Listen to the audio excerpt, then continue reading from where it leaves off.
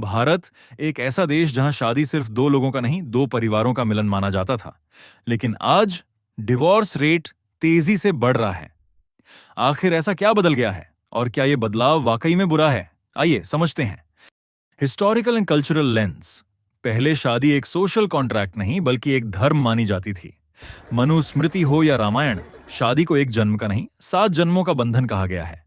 लेकिन उस समय महिलाओं के पास ज्यादा विकल्प नहीं थे। डिवोर्स तो सोचना भी पाप समझा जाता था। न कानून था न सहारा।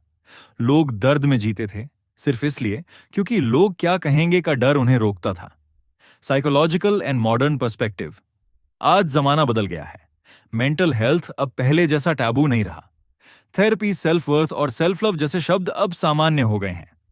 औरत हो या मर्द, दोनों अपनी आइडेंटिटी के लिए खड़े हो रहे हैं। और जब शादी में अब्यूज हो, निग्लेक्ट हो या इमोशनल डिस्कनेक्ट, तो लोग कह देते हैं बस अब और नहीं। पहले ये हिम्मत नहीं थी। अब लोग समझौता नहीं कर रहे, वो अपना मेंटल वेलबीइंग चुन रहे हैं। रिलीजन, सोसाइटी और एजुकेशन का रोल। एजुकेशन ने हमें सोचने की शक्ति दी। रिलीजन ने हमें ध्यान और सहनशीलता दी। लेकिन इनका दुरुपयोग भी हुआ, कभी नियंत्रण के लिए, कभी शर्मिंदा करने के लिए। आज का यूथ सिर्फ शादी नहीं, एक हेल्थी रिलेशनशिप चाहता है। और जब सोसाइटी स्वीकार नहीं करती तो लोग ब्रेक लेते हैं ताकि जिंदगी बच सके, एक झूठी इमेज नहीं। तो डिवोर्स सिर्फ रिश्ता तोड़ना नहीं होता, कभी कभी ये अपने आप से जुड़ने का पहला कदम होता है। जब रिश्ता आपको तोड़ने लगे तो उसे छोड़ देना गलत नहीं होता। डिवोर्स के बाद की जिंदगी और अनकंफर्टेबल ट्रूथ्स। डिवोर्स के बाद की जिंदगी आसान नहीं होती। अकेलापन, गिल्ट, फैमिली प्रेशर, ये सब सहना पड़ता है। लेकिन वहीं से शुरू होती है असली हीलिंग की journey.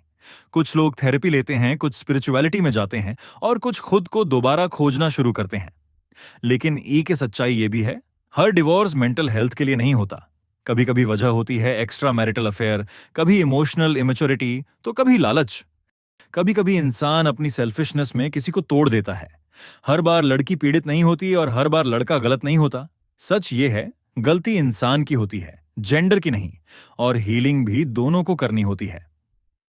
Maturity and real wisdom. Divorce लेने से पहले एक बार ठहर के सोचना जरूरी है। हर इंसान परफेक्ट नहीं होता और हर नई रिलेशनशिप भी परफेक्ट नहीं होगी। अगर आप हर बार वही पैटर्न दोहराएंगे तो फिर हर बार वही पेन मिलेगा। न्यू इंसान से जुड़ना आसान नहीं होता। ट्रस्ट दोबारा बनाना और मुश्किल होता है। इसलिए जहां होप बची हो वहां कोशिश जरूरी है। ऐसे ही और डीप साइकोलॉजिकल और फिलोसॉफिकल टॉपिक्स के लिए सब्सक्राइब करो साइफिल स्टडी।